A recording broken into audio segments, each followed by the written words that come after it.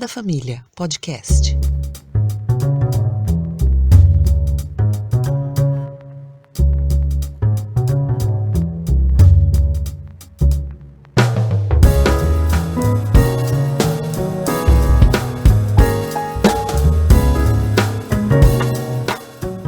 Boa noite, amigos e amigas do podcast A Sagrada Família. Estamos aqui para mais um bate-papo, hoje trazendo um convidado, um amigo, um camarada, professor Ailton Teodoro. O Ailton Teodoro, ele é professor universitário, ele tem mestrado em Ciências Sociais pela USP, sobre teoria da dependência, e a gente vai bater um papo aqui sobre esses assuntos relacionados com a sociologia, política e marxismo. A teoria da dependência. Entrevista com o professor Ailton Teodoro.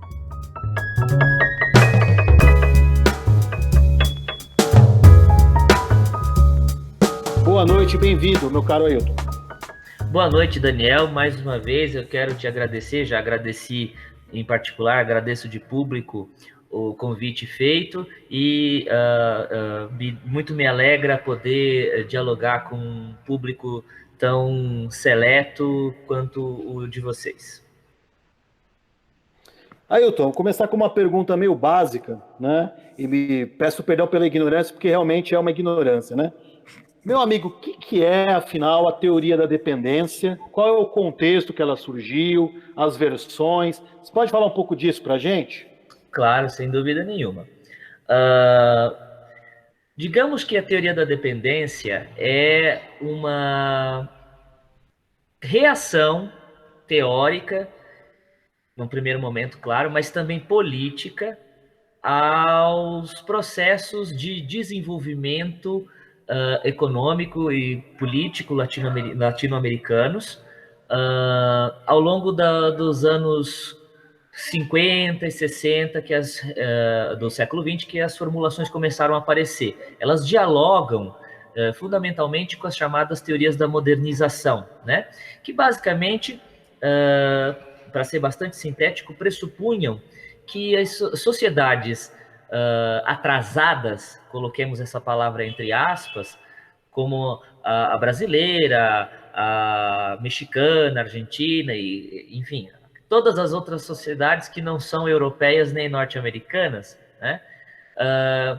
Que eram sociedades, nos anos 30 e 40, eram sociedades basicamente rurais, com pequenos pontos urbanos, pequenos pontos muito isolados de industrialização e de comércio. Eram sociedades, portanto, sociedades consideradas atrasadas, agrárias. Essas sociedades, elas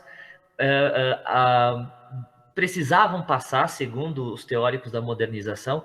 Um caso clássico aqui é um americano de origem russa chamado Rostov, ou Rostov, como quisermos pronunciar, que na sua obra, que tem como subtítulo Um Manifesto Não Comunista, nessa obra, esse autor, que trabalhava inclusive para o Departamento de Estado norte-americano, estabelece uma espécie de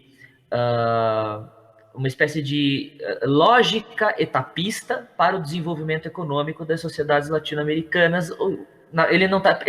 Obviamente ele está pensando nas sociedades latino-americanas, mas o modelo serve para pensar qualquer tipo de sociedade agrária, cujo topo de desenvolvimento seria o chamado estágio industrial, né? Tal qual já existia nos Estados Unidos. Então, no caso, os Estados Unidos estariam no topo, as sociedades europeias industriais estariam no topo, e o resto, entre aspas, precisava ascender para esse topo. E aí tem uma série de etapas. Dentre essas etapas são mencionados aí questões relacionadas à industrialização, basicamente. Que depois tudo isso foi absorvido aqui pela intelectualidade local, especialmente depois da criação da Comissão para o Desenvolvimento Econômico Latino-Americana, CEPAL. Isso foi absorvido por intelectuais locais. E, para quem não sabe, a CEPAL fica sediada no Chile, ela existe até hoje, foi muito importante, inclusive, para uma reflexão enraizada, digamos assim, sobre os processos de desenvolvimento econômico na América Latina. E essas teorias foram absorvidas pelos teóricos da CEPAL. E, bom, quando eles se deparam com essas reflexões, eles chegam a uma conclusão. Bom, nós temos que pensar nas nossas individualidades, nas nossas singularidades. Não dá para imaginar que exista um modelo de desenvolvimento econômico, né? Esse modelo, ele, de certa forma, ele responde às singularidades locais. E ao longo dos anos 50 e 60, essas discussões vão sendo levantadas por vários teóricos na América Latina inteira. Então, digamos que um primeiro nome a ser destacado aqui na América Latina é o argentino Raúl Prebisch, né? Que foi o fundador da CEPAL. E foi o cara que trouxe, de certa forma, as teorias da modernização para um contexto local, para dialogar com elas. E, bom, esse momento, né, o momento dos anos 50 e 60, é um momento de agitação política no mundo inteiro, especialmente no nosso continente, né? Então, as tendências dos movimentos políticos de esquerda também estão pautando o debate político, inclusive em relação à questão do desenvolvimento econômico, né?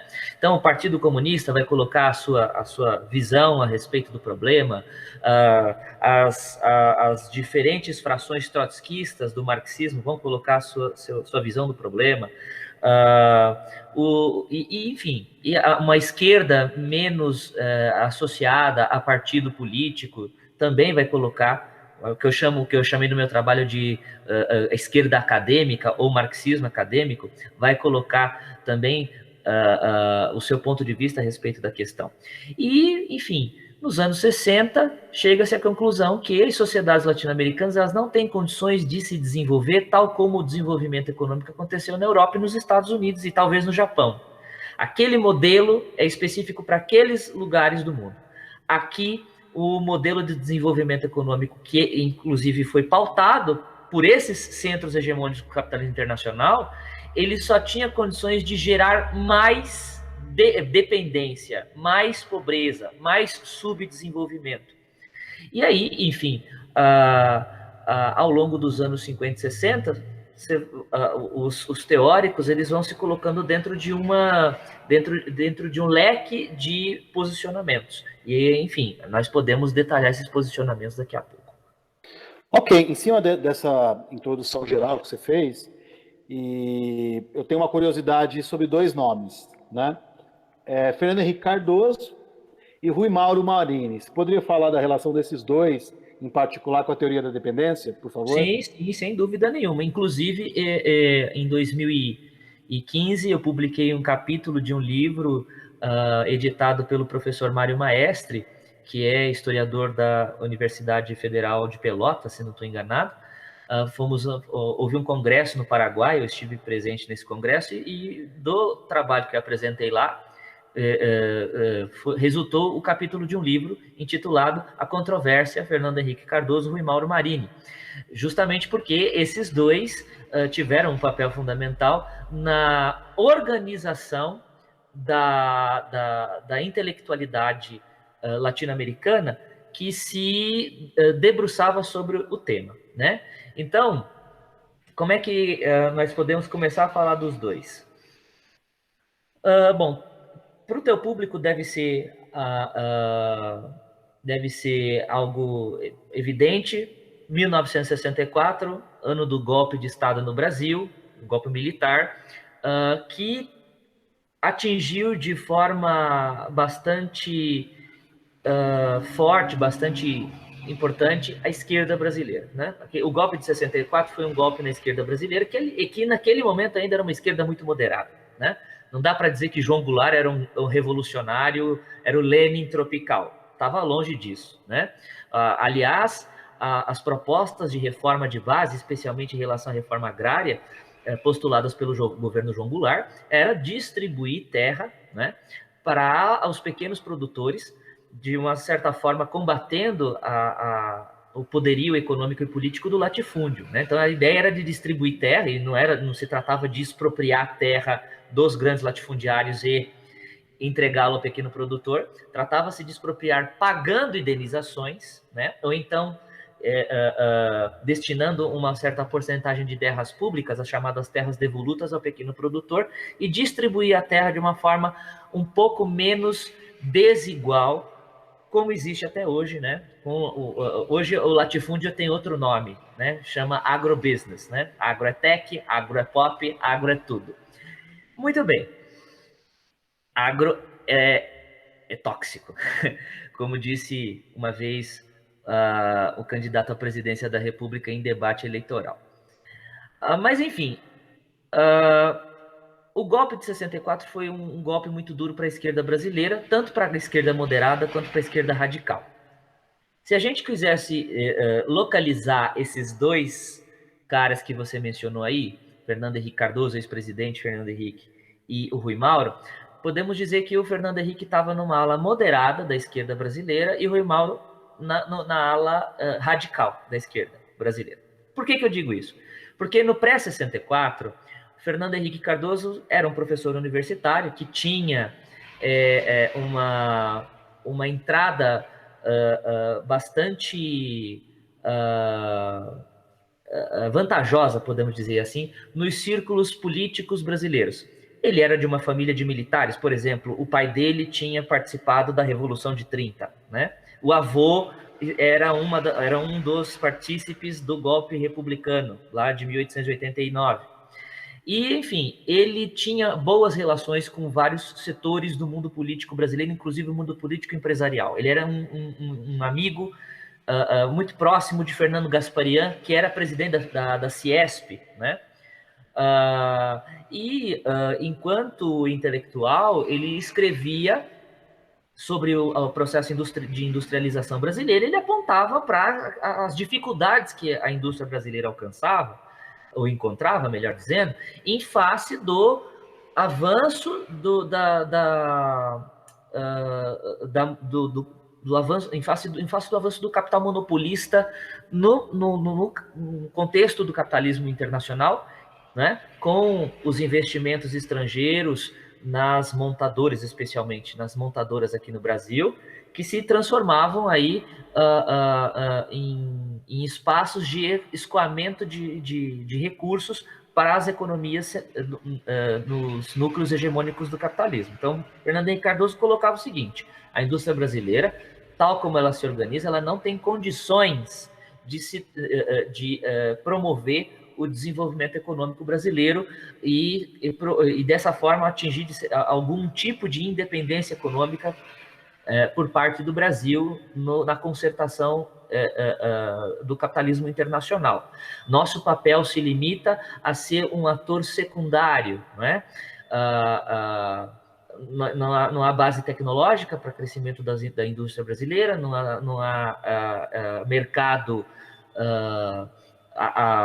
O nosso mercado, apesar de ser mercado interno, apesar de ser um mercado grande, ele não tem condições de financiar a acumulação de capital e, portanto, o melhor caminho para o capitalismo brasileiro é associar-se ao capital estrangeiro, é associar-se às grandes montadoras, né? Oferecendo ali reparos e peças para as máquinas da grande indústria e tentar acompanhar o crescimento tecnológico, absorvendo, de certa forma, o know-how que essas empresas, porventura, trouxessem para a cadeia produtiva nacional. Então, era uma perspectiva muito módica, né? Muito modesta. Associe-se que é melhor. Mais ou menos isso. E no caso do Rui Mauro, no pré-64, o Rui Mauro era um intelectual importante, também era professor universitário como Fernando Henrique, ele era professor na Universidade de Brasília, o Fernando Henrique era professor na USP. E o Rui Mauro, além disso, era o quadro político muito importante de uma organização de esquerda crítica do Partido Comunista naquele momento, lá no pré-64, chamada Organização Marxista, ou Organização Revolucionária Marxista Política Operária, a ORM-POLOP, mais conhecida como POLOP só. Né? Rui Mauro era um quadro importante vindo de Minas Gerais, né? Junto com alguns amigos, como Teotônio dos Santos, que também é um cara importante nas discussões sobre a teoria da dependência, e a Vânia Bambirra, que naquele momento era esposa do Teotônio dos Santos. Que também uma intelectual brilhante, que teve o seu momento no Chile, depois no México. Bom, mas enfim, eles estavam em campos políticos opostos nesse momento, ou no mínimo muito diferentes, né? Dentro da esquerda brasileira. Vem o golpe, ambos foram afetados com o golpe. No caso, Fernando Henrique Cardoso, ele acaba se exilando no Chile, e o próprio Rui Mauro também se exila no Chile. Só que o Fernando Henrique vai para Santiago, ele vai trabalhar na CEPAL, e num órgão específico da CEPAL, que chama ILPES, é Instituto Latino-Americano de Planificação, o Instituto Latino-Americano de Planejamento Econômico e Social. E o Rui Mauro foi primeiro para o México, na verdade, né? Foi viver um tempo no México e, enfim, permaneceram, isso foi por volta de 65, 66. Rui Mauro, diferente de Fernando Henrique, foi preso, foi torturado, teve a sua tese de doutorado que ele estava preparando queimada pelos militares quando invadiram o apartamento dele, lá no Rio.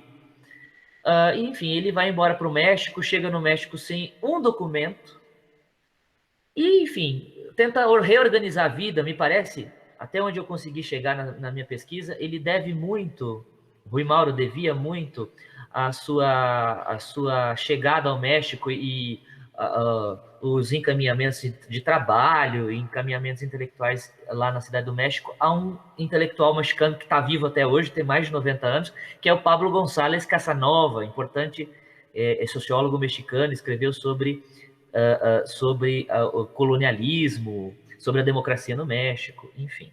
Mas eu acho que eu estou me alongando, vou tentar ser um pouco mais sintético agora. Ao longo dos anos 60 e, sobretudo, dos anos 70, né, Rui Mauro teve problemas no México, foi para o Chile, ficou no Chile um tempo, aí aconteceu o golpe de Estado no Chile também em 1973. Quando acontece o golpe de Estado no Chile, Fernando Henrique abandona totalmente o seu cargo na CEPAL, vem embora para o Brasil de novo, e o Rui Mauro não tinha como voltar para o Brasil. O Rui Mauro voltou para o México, né? E é nesse momento, né, que eles começam a dialogar. É importante dizer que enquanto o Rui Mauro e o Fernando Henrique estiveram no Chile, de uma forma ou de outra, eles participaram, direta ou indiretamente, do governo de Salvador Allende, seja para dialogar ou para criticar. Eles tiveram uma certa participação. No caso do Rui Mauro, por exemplo, que logo que chegou ao Chile se associou a um grupo político de extrema esquerda, considerado de extrema esquerda no Chile, que era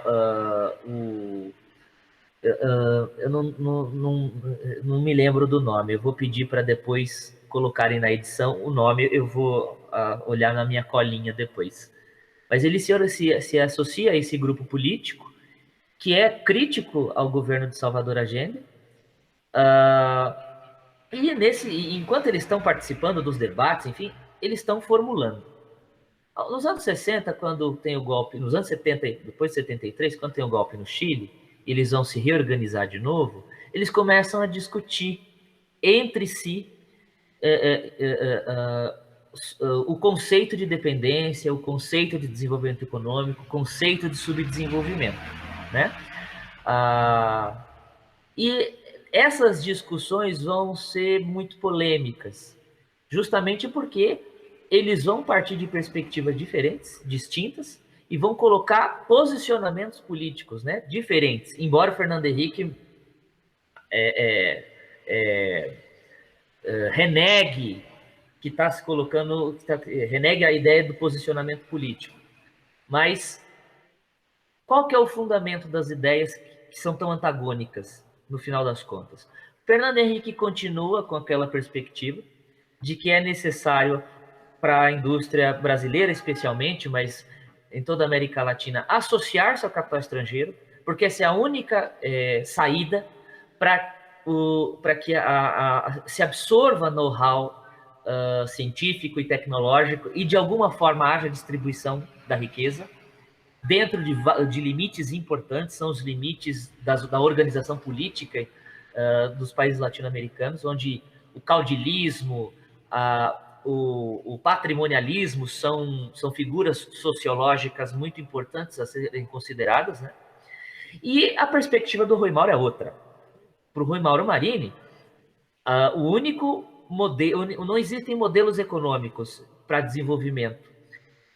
Os modelos existentes que postulam uma única saída, que é a saída que o Fernando Henrique aponta, da associação, né, do capital local associar-se ao capital internacional, ou então não associar-se e permitir-se um novo processo de recolonização.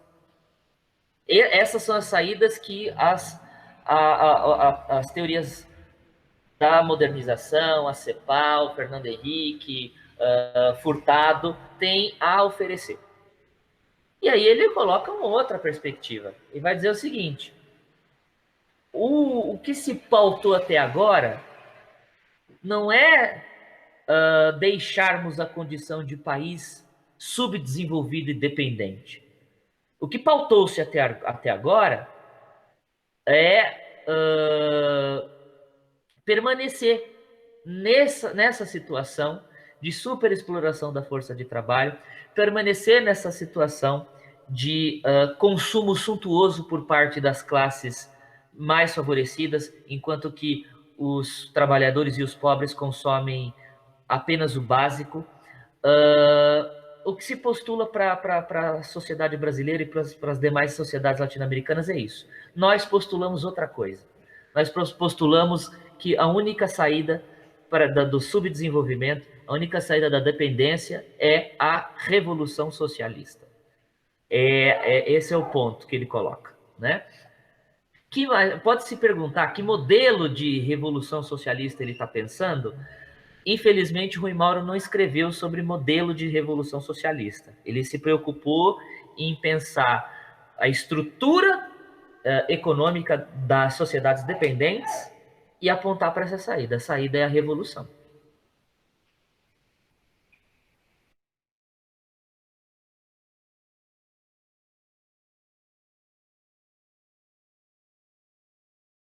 E, Ailton, ainda mais um detalhe sobre isso, mesmo com, né, o efeito dominó de golpes, né, da extrema-direita aqui na América Latina, o Rui Mauro ainda acreditava na possibilidade da revolução naquele contexto? Ainda naquele contexto, ele era um fiel cavaleiro da Revolução Socialista. E é importante destacar que o contexto em que ele viveu, não é? O contexto de golpe atrás de golpe, como você menciona, e não só de golpe atrás de golpe, ele viveu o período stalinista na União Soviética, que era uma das poucas referências, né, para um mundo socialista naquele momento, para as ideias socialistas naquele momento.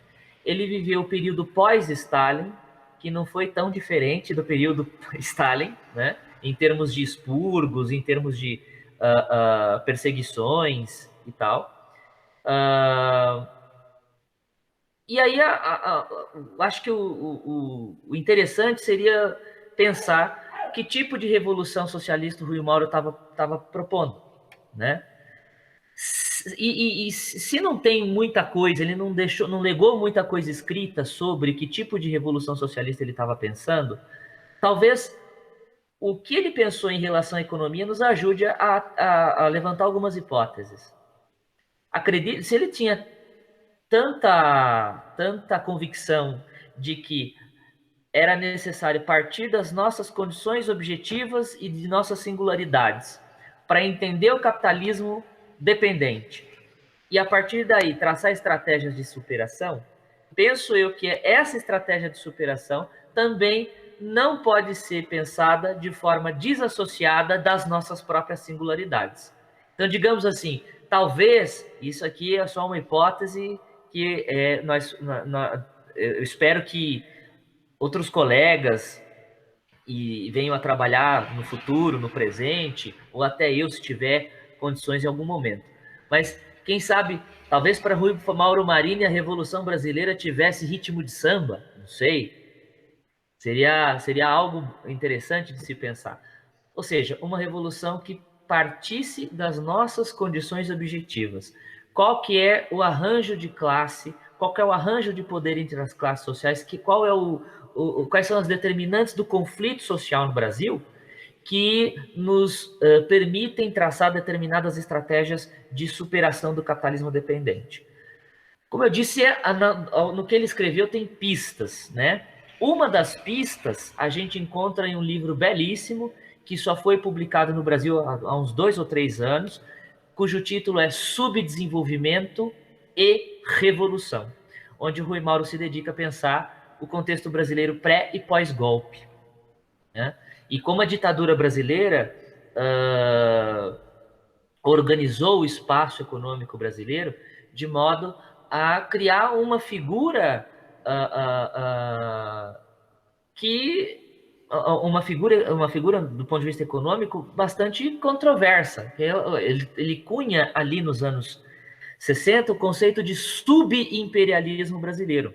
Ele diz o seguinte: bom, como a classe trabalhadora brasileira tem condições, tem dificuldades de realizar integralmente o valor, ele está partindo da teoria do valor-trabalho, né? Como ela tem dificuldade de realizar integralmente o valor, parte da mais-valia brasileira se realiza não no campo da produção, mas no campo da circulação, à medida que exporta capitais e que exporta remessas de lucro e mercadorias primárias para o estrangeiro. Se precisa resolver isso na esfera da circulação, não na esfera da produção. O que as burguesias, o que as classes dominantes no Brasil fazem para compensar essa perda, essa transferência de capital? O que elas fazem? Elas, associando-se ao Estado, oprimem as economias menos estruturadas vizinhas. Então, por exemplo, o Paraguai, a Bolívia e, em certa medida, também o Uruguai e a Venezuela seriam enclaves, porque são economias de exportação, né? No caso da Venezuela vive de petróleo, da Bolívia vive de lítio, o Paraguai de monocultura. São enclaves já no concerto econômico internacional, são enclaves, mas seriam enclaves também da economia brasileira, que além delas, das suas vizinhas, é também um enclave. Então, a burguesia brasileira oprimia os trabalhadores paupérrimos das nações latino-americanas menos desenvolvidas, do ponto de vista industrial, e ela própria era rapinada pela burguesia internacional através da grande indústria que aqui se instalava e remetia lucros para o estrangeiro. Então ela tinha que resolver de alguma forma a questão da transferência de valor. Resolvia através do subimperialismo. Foi um conceito muito criticado pelo Rui Mauro, né? Foi um conceito do Rui Mauro muito criticado por outros intelectuais. O próprio Fernando Henrique faz a crítica nos anos 70. Mas o Rui Mauro levou o conceito até o fim da vida, defendendo que o Brasil, a burguesia brasileira, oprimia os povos vizinhos. Mas, meio que para concluir essa sua última pergunta sobre a crença ou o apego de Rui Mauro à Revolução, é importante destacar essa singularidade local. Então, nossa revolução, ela não pode seguir, assim como o nosso desenvolvimento econômico não podia seguir modelos estrangeiros, para que nós chegássemos numa sociedade afluente, como dizia Rostow lá na teoria da modernização, também eram rechaçadas as fórmulas que vinham dos manuais de Moscou. Essas eram da mesma forma rejeitadas. A nossa revolução parte das nossas condições objetivas. Ok, Ailton. E tentando jogar um pouco, trazer isso para a atualidade, né? Você acredita que a teoria da dependência, ela ainda é uma referência, ela é uma inspiração para se pensar hoje a realidade do capitalismo na América Latina, no Brasil, ou não? Sagrada É algo Família, que ficou lá no passado, podcast. de alguma forma? Como você vê isso? Muito bem.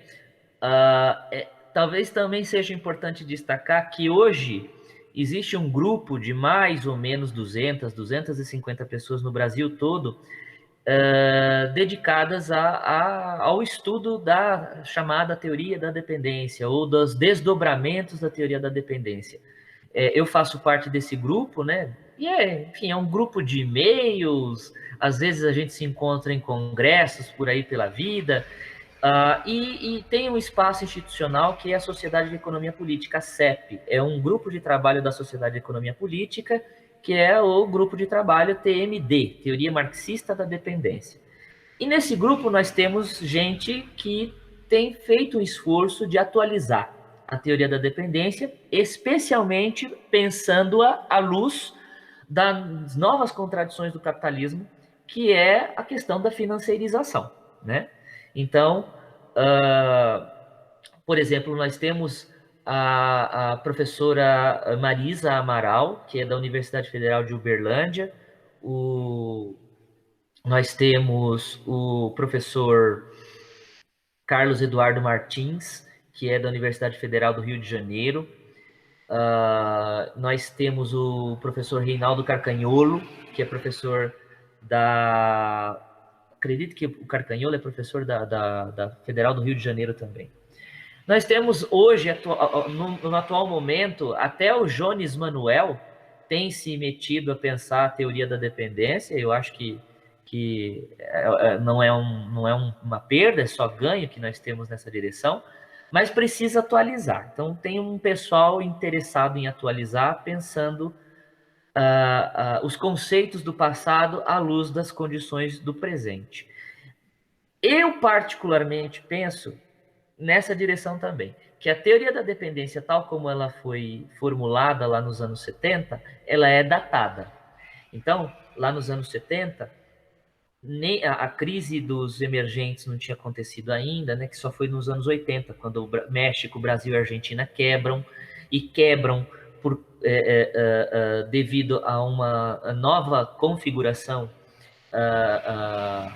financeira do capitalismo internacional, posta, sobretudo, pela crise do petróleo de 73 e depois sua redução em 78. Né? O Brasil, nessa época, os anos 80, se torna uma plataforma de valorização financeira, vira uma boquinha para os grandes investidores internacionais que investem nos nossos títulos de dívida pública. Então, hoje, se a teoria da dependência, especialmente na sua versão crítica, na sua versão marxista, quer atualizar-se, ela precisa estudar a fundo a questão da dívida pública, a questão dos fundos públicos, a questão dos ativos financeiros das economias emergentes, a relação que os grandes investidores, sejam eles grandes empresas, bancos, operadores financeiros internacionais, inclusive as agências de empréstimo internacional, como o Banco Mundial, FMI e tal, pensar a relação que esses organismos e essas instituições e esses atores mantêm com as economias dependentes, como é o caso da brasileira, mas aí nós podemos colocar nesse meio aí também todas as economias latino-americanas, talvez com exceção de Cuba, ou várias economias na África, na Ásia, que têm elas próprias relações bastante complicadas com o Japão, com a China, que a China é um caso curioso, porque aparentemente um país cuja economia decolou nos anos 80, 90, especialmente, e hoje os chineses dentro dos conceitos lá dos anos 60, 70, a sociedade chinesa não é uma sociedade capitalista avançada, embora eu pense que seja, né? A própria economia chinesa hoje é a maior compradora dos títulos da dívida pública americana, que já passa dos 150%, né? Ou seja, os americanos devem mais do que eles conseguem arrecadar sob a forma de impostos e de ativos. Enfim, e a relação que isso tem com a extração de mais-valia dos trabalhadores, a configuração política da dependência, ou seja, quais são os grupos econômicos e políticos que ganham, não é, com a consolidação dessa plataforma de valorização financeira nos países dependentes como o Brasil. Aqui no caso brasileiro, os grandes especuladores, qual que é a relação que eles têm com o Estado? É importante se estudar isso. Então, acredito que sim, a teoria da dependência, ela pode ser atualizada, e a gente só consegue atualizar conhecendo bem o que foi refletido, estudado e teorizado no passado. Então, a gente não pode prescindir do passado para pensar o presente. A gente tem que partir do passado, mas com a consciência de que ele precisa... As determinações do passado, elas já não existem no momento atual, ou se não existem, elas existem de formas diferentes. Então, acho que esse é o espírito de investigação no qual está absorvido o marxismo, né? A fazer análise concreta de situação concreta. Lá nos anos 70, esses caras fizeram análise concreta de situação concreta. Cabe a nós hoje, partindo daquilo que eles nos ensinaram, nos mostraram, fazer nós mesmos as nossas análises concretas de situações concretas. Ailton, aproveitando que você mencionou aí a questão da relação da China com os Estados Unidos, eu não poderia deixar de perguntar. Uma possível vitória aí do Joe Biden, isso muda alguma coisa na correlação de forças, nessa chamada onda conservadora, ou na verdade é só uma outra faceta do imperialismo? Como você vê essa questão? Excelente pergunta, Daniel. Acredito que o governo Biden vai ser muito parecido com o governo Obama, né? É importante destacar para os seus ouvintes que o único presidente norte-americano que passou todos os dias do seu mandato, e os seus 2 mandatos, aliás, né, na presidência, foi o Barack Obama. Então, os 8 anos que ele passou à frente da presidência dos Estados Unidos foram em guerra, com nações como a Líbia, com nações como como acontece até hoje, a ocupação no Iraque, a ocupação no Afeganistão. Embora oficialmente não exista mais guerra nessas regiões, né? A guerra rola, como acontece na Síria, enfim. Obama passou sentado na casa da presidência dos 2 mandatos em guerra. Não sei dizer para você se o Biden vai ter uma postura tão violenta e agressiva quanto foi a do governo Obama, embora houvesse contrapesos ali, né? Você tem o Departamento de Estado, o Exército, envolvidos em processos bélicos ao redor do mundo, mas, por outro lado, você tem um presidente negro que traz a questão da representatividade, você tem, dentro do alto escalão do governo, várias mulheres, sejam elas brancas ou mulheres negras, que também trazem a questão da representatividade. Eu acho que, do ponto de vista do capitalismo, né, essas questões, elas elas são postas em evidência para criar uma espécie de contraponto, contrapeso. Bom, nós estamos enviando drones para matar crianças na Síria, na Líbia e no Afeganistão? Estamos, mas nós temos uma secretária de Estado X, nós temos um secretário de Estado com a cor Y, nosso ministério valoriza as diferenças, valoriza o multiculturalismo, enfim.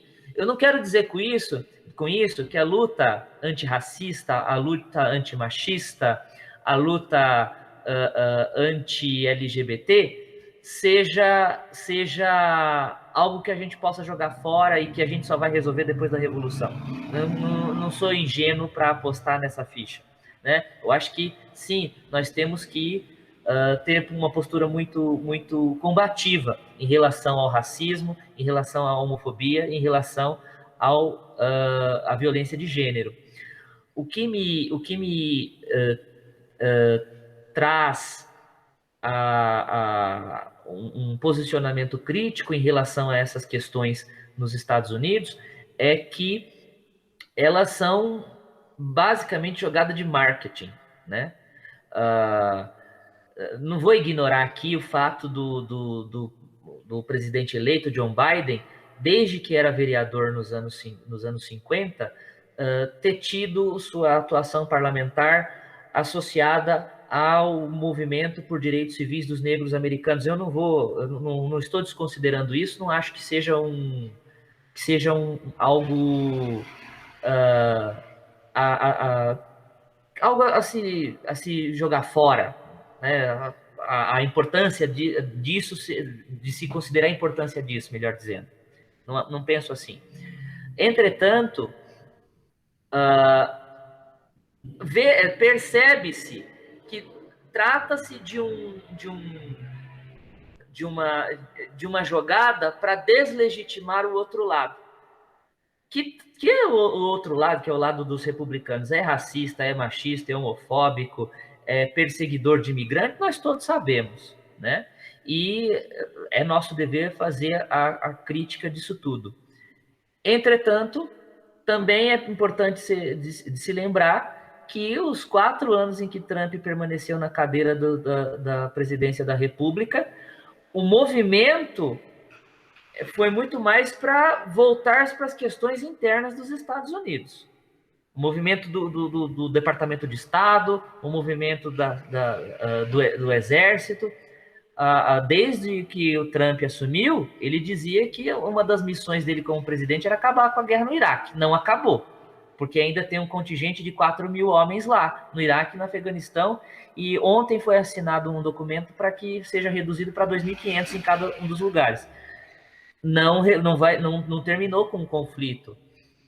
Entretanto, as guerras, essas pequenas guerras quentes, explodiram muito menos na gestão Trump, que estava mais preocupado com as questões internas americanas, e, claro, de um jeito condenável.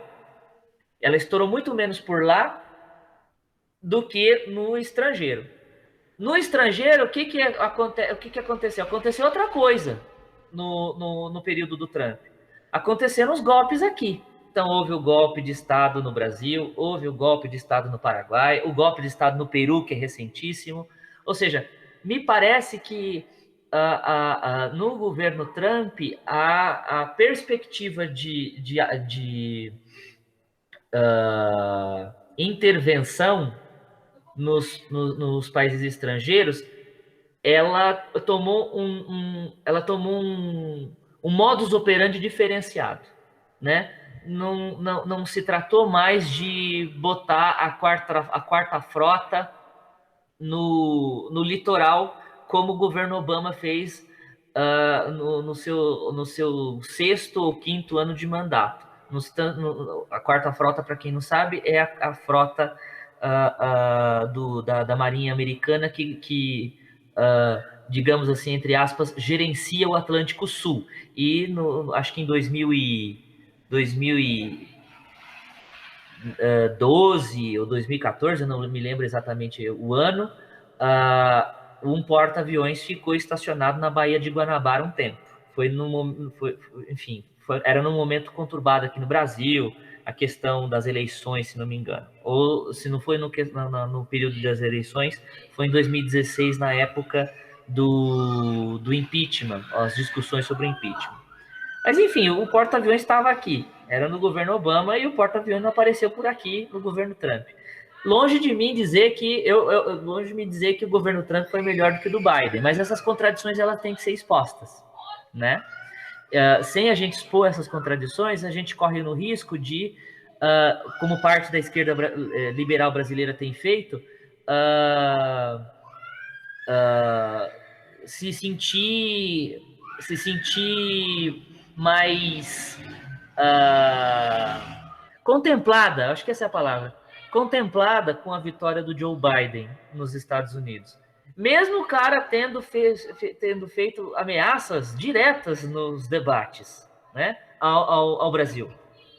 Ameaçar o governo brasileiro é uma coisa. A ameaça ali não foi ao governo brasileiro. A ameaça ali foi à nação brasileira. Se os brasileiros não pararem de destruir a floresta, o Brasil sofrerá sanções econômicas, né? Enfim, que tipo de sanção vai ser essa? Eu não sei. Eu só sei que eu tenho 31 anos, eu sou da reserva do Exército, eu não quero ter que ir para o Amapá, para o Amazonas, para defender a floresta amazônica dos americanos, né? Eu não quero ter que passar por isso. Mas, enfim, eu não tenho ilusões com o governo Biden, assim como não tinha com o governo Trump. Trazendo para a nossa realidade, né? Eu também queria te perguntar, porque o Trump tem um grande admirador aqui na figura do nosso presidente, né? O senhor Jair Messias Bolsonaro, né? Vendo um pouco as eleições municipais agora Sagrada acabaram Família, de ocorrer, podcast. né? Algumas cidades a gente vai ter ainda segundo turno, né? Para ser definido, mas aparentemente houve um enfraquecimento do bolsonarismo, né? A maioria dos candidatos apoiados pelo presidente, eles não foram derrotados, perderam até de lavada, né? Em alguns casos, como foi o caso do Russomano aqui em São Paulo, né?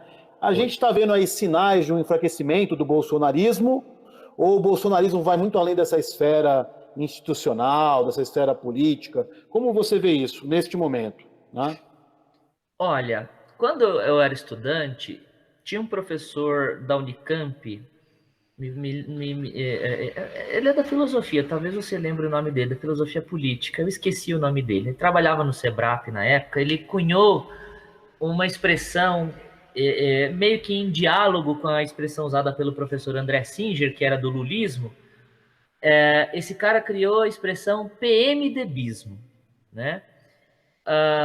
Depois os seus ouvintes procuram e vão encontrar quem que é esse professor de filosofia da Unicamp, que infelizmente eu esqueci o nome.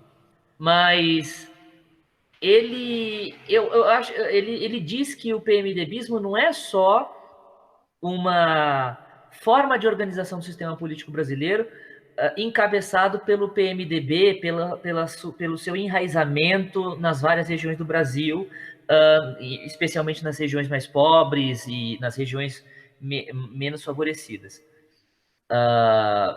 Ele trata o PMDBismo como um elemento da cultura política brasileira, né?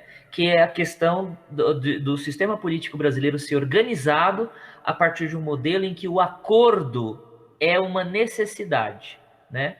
O sistema político brasileiro não funciona se não houver acordo, se não houver apoios, inclusive dos mais espúrios, né? Se a gente lembrar da eleição do Fernando Henrique Cardoso, a primeira eleição e a segunda eleição, que aliás foi comprada na base da corrupção, diga-se de passagem, ele tinha amplo apoio, ele tinha mais de 60% do Congresso Nacional o apoiando, né? Era o PSDB, a grande base de apoio era um PSDB, na época, PFL, que hoje é DEM e PDS, né? O PSD, melhor dizendo, se dividiram aí, alguns anos atrás, e o PMDB. Essa era a grande base ali de aliança do Fernando Henrique Cardoso. Então ele governou com folga os projetos que o executivo pautava, passavam com facilidade na Câmara. Não que eles não precisassem ser negociados com esses partidos de base, PMDB, PFL, eles eram negociados. Tanto é que esses partidos tinham quadros seus nas secretarias de governo, nos ministérios e assim por diante. Mas depois do Fernando Henrique Cardoso, no período democrático, depois do Fernando Henrique Cardoso, nenhum outro presidente conseguiu fazer um apoio político que pudesse dialogar com a sua própria base social e ideológica, né? No caso do Lula, por exemplo, os partidos com os quais o PT podia contar nos governos Lula e Dilma eram o PC do B, né? Que sempre esteve junto com o PT na base aliada. Em algumas circunstâncias, o PSB, que num determinado momento saiu, lançando Eduardo Gomes, lançando Marina Silva e outros candidatos à presidência. Em algumas circunstâncias, o PDT, que é o antigo partido do Brizola, hoje me parece que virou o partido do Ciro Gomes. E esses eram os partidos com os quais dava para contar do ponto de vista ideológico, né? Com os outros tinha que negociar. Então, aproximou-se do PL, o Partido Liberal, aproximou-se do PTB, aproximou-se de partidos que eram partidos da direita, ou identificados com o campo político da direita e com várias outras legendas de aluguel, né? Então o sistema político brasileiro ele tem esse caráter PMDBista, ou seja, ele é moldado para que só funcione com base em acordos, e às vezes esses acordos precisam, né, serem pagos. Muito bem. Eu trataria o bolsonarismo numa chave parecida com o que o professor de filosofia política que eu mencionei trabalha com o PMDBismo. O bolsonarismo hoje se tornou um elemento da cultura política brasileira, né? Ele está associado àquele setor que nós sempre soubemos que existiu, né? Que é aquela fração da população, da sociedade brasileira que é misógina, que é racista, que é homofóbica, que é anticientífica, em certo sentido até irracionalista, né? Porque eles têm grandes adeptos em relação à questão da terra plana, das vacinas serem prejudiciais à saúde, de uma certa marca de refrigerante ser adoçada com fetos humanos e assim por diante.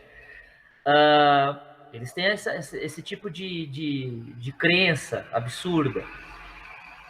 O que é o aquecimento global é uma mentira inventada pela esquerda, pelo marxismo cultural e assim por diante. Esse setor social, essa fração da sociedade brasileira, a gente sempre soube que existiu. Só que era uma fração da sociedade brasileira que, como não se sentia representada no grande aparato de mídia e no sistema político brasileiro, mantinha-se dentro do armário, vamos usar essa expressão. Com a ascensão dessa figura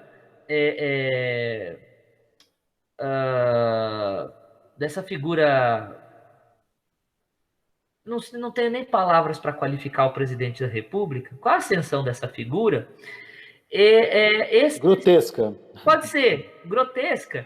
Esse pessoal se sentiu representado e passou a sair do armário. E com as redes sociais ainda por cima, que deram voz a elas, passaram a ter um papel importante como atores políticos no processo político brasileiro. Então, eles representam algo ao redor de 30%, né, que é o que hoje o Bolsonaro tem do eleitorado, né? E aí alguém poderia me contestar dizendo, mas ele foi eleito com quase 70%. É verdade, mas ele não foi eleito só pelo eleitorado fiel dele. Por isso que eu tenho muita dificuldade de aceitar o que parte da esquerda, especialmente a esquerda liberal, faz quando associa o eleitorado que optou pelo Bolsonaro na última eleição presidencial como eleitorado fascista. Eu tenho muita dificuldade de engolir isso. Parte desse eleitorado pode até ter uma identidade com pressupostos fascistas. O problema é que ali na eleição de 2018, o que estava posto não era só isso, havia outros elementos. Especialmente o fato de que o oponente do bolsonarismo era o petismo. E o petismo estava mais chutado que cachorro morto, né? Então, mesmo assim, mais chutado que cachorro morto, fez 40% dos votos. Então, no caso, penso eu, a sociedade brasileira hoje demanda uma figura que rompa com o sistema político brasileiro. Esse sistema que nós estávamos descrevendo aqui agora há pouco, que pode ser qualificado a partir da palavra, com limitações, claro, a partir da expressão PMDBismo. A grande parcela da sociedade brasileira hoje quer isso, quer o rompimento com esse sistema. E na eleição de 2018, o presidente Bolsonaro, na época candidato, aparecia, né, no campo só das aparências, ele aparecia como alguém que rompia com o sistema, especialmente por ser um outsider. Ele se mostrou mais insider do que qualquer outra coisa, né? E talvez essa seja uma lição para a esquerda brasileira, se a esquerda brasileira tenha um projeto de nação, tem um projeto de poder, romper com o sistema, né? Mais do que nunca é chegada a hora de chamarmos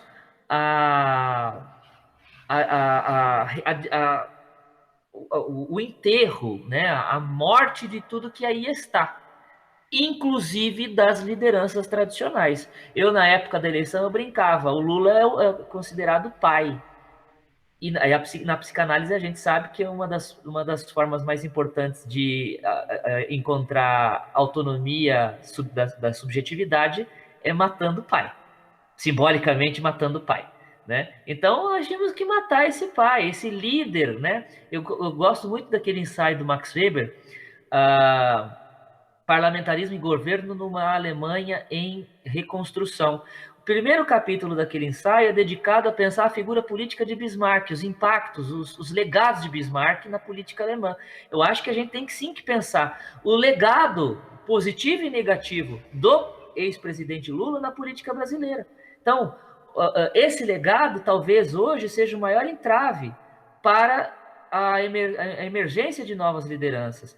Talvez, e aqui é só uma hipótese com a qual a gente possa trabalhar nos próximos meses, anos, talvez a eleição de São Paulo faça emergir uma nova liderança, seja com a vitória, seja com a derrota. Pode emergir da eleição paulistana uma nova liderança. Não sei, né? Pode ser que seja uma coisa que nem aconteceu com a Marina Silva, era uma coisa que oxigenou no começo, mas depois murchou. Pode ser a mesma coisa, Paulo. A gente, só o tempo vai dizer para a gente.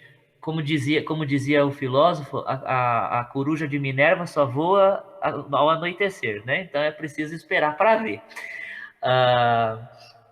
Mas me atendo à sua pergunta e para concluir o que eu estava dizendo, eu acho que o bolsonarismo é algo mais profundo, ele tem os seus impactos políticos, ele tem os seus impactos eleitorais e sociais, evidentemente, e por outro lado, o que poderia fazer frente ao bolsonarismo seria o radicalismo de esquerda, que hoje se limita, o mais radical dar um abraço coletivo no Palácio do Itamaraty, né?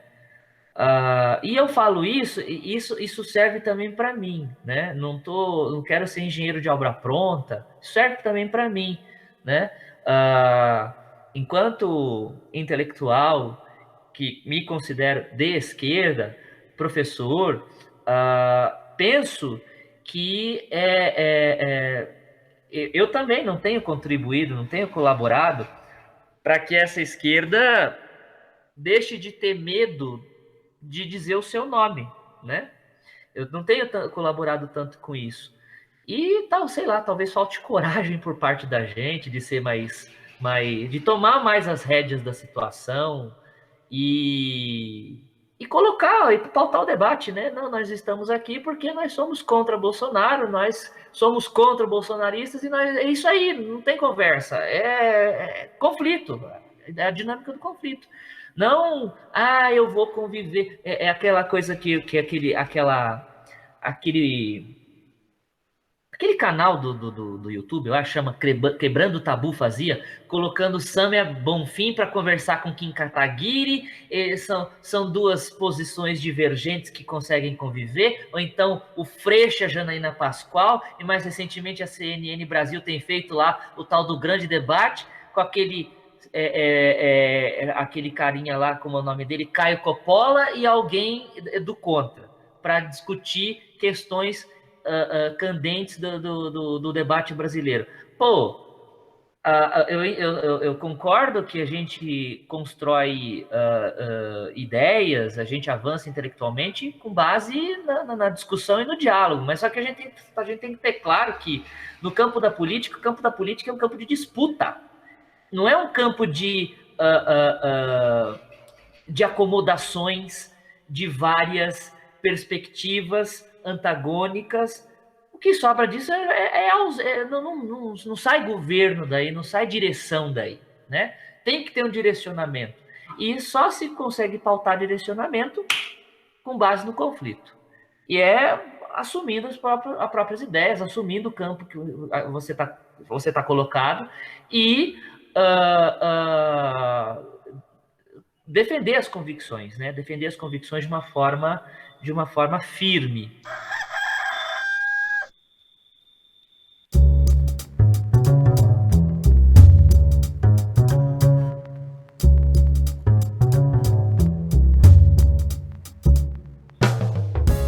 Ailton, queria te agradecer, meu amigo, obrigado por esse bate-papo, por essa conversa, muito instrutivo, Sagrada Família, bastante didático podcast. em alguns momentos. Então, queria deixar aí um abraço para você e agradecer, em nome do Sagrada Família, a sua contribuição com a gente aqui hoje à noite. Olha, Daniel, eu que agradeço demais pelo convite, pela oportunidade. De antemão, ou melhor, post-festum, eu me desculpo se porventura em algum momento eu fui confuso na minha fala. E, enfim, até porque o teu público merece o melhor, né? E se a gente puder contribuir para que o teu público e outros públicos discutam e percebam a importância de se posicionar e de forma crítica em relação ao passado e ao presente, eu já estou muito satisfeito com isso. Obrigado mesmo, viu? Bom, obrigado, professor Ailton Teodoro. Amigos e amigas da Sagrada Família, esse foi mais um podcast. Boa noite.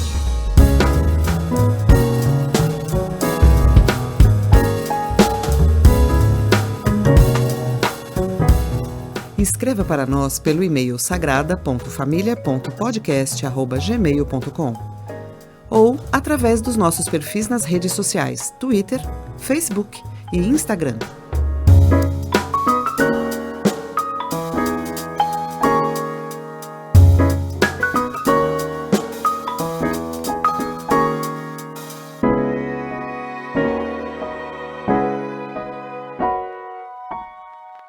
Sagrada Família, podcast.